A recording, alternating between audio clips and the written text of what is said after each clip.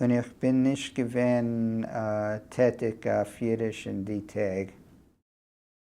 Es ist nur gewesen, wenn ich bin geworden älter und raus von Universität und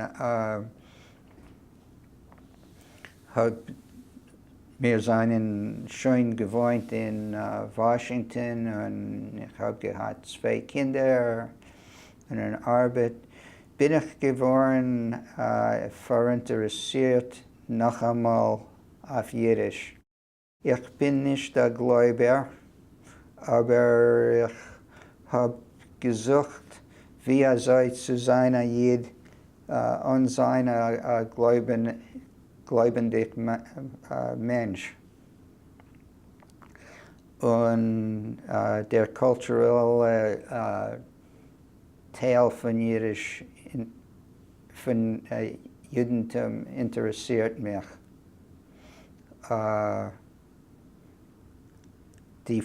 Meine Frau ist ein bisschen fromm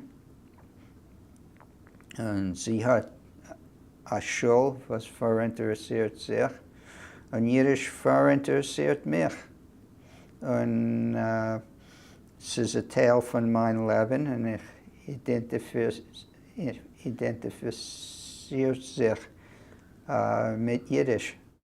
Jetzt dachte ich euch, es ist wichtig aufzuhalten, was es gewesen der Zwiebel und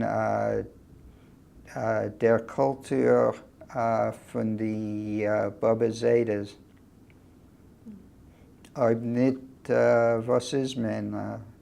Ein Mensch an Wurzeln.